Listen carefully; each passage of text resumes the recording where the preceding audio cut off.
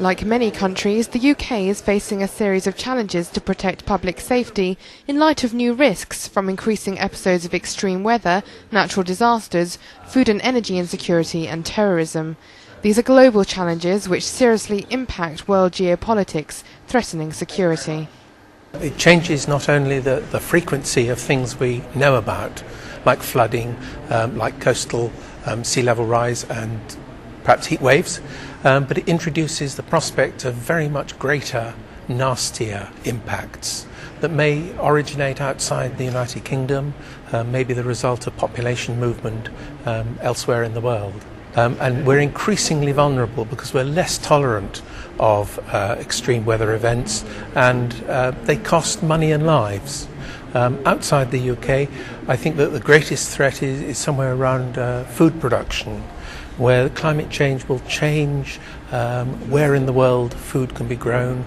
It will change the flow of money, and those can have big effects on people's lives. Pandemics are another major threat. In the latest figures from the UK's Cabinet Office, an influenza outbreak is the top risk for Britons. The difference about influenza compared to some of these other threats is that it is global.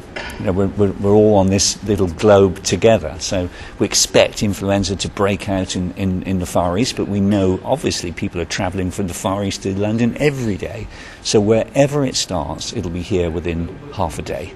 We can do a lot against diseases. A lot already has been done against influenza virus. I've been very impressed with the UK developments. I mean, stockpiles of vaccines, stockpiles of antiviral drugs, a plan, and not only is there a plan, but this plan has been tested, you know, in kind of almost like in action as well. So all that adds up to quite a good protective glass wall.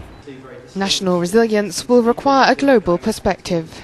At global, national, regional and local level, therefore, we're going to need systems to perform with unparalleled innovation and efficiency while not running down reserves or suffocating us in complexity, and at the same time, while we manage an unprecedented transformation from high to low carbon growth.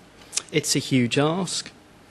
So how does the concept of resilience help us think about this problem? On the positive side, I think it demands that we think about interconnected and nested systems, searching for what Wittgenstein described as a free view over the single great problem. It makes us think about the big picture. The solution lies in finding a balance between mitigation and adaptation to deal with vulnerability and future impacts. We need to recognise that these things are happening, that it changes the context of almost everything we're thinking about, both nationally and internationally, and it underlines, you know, not only do we have to adapt to these changes already in the system, we have to change society so that we don't make it worse.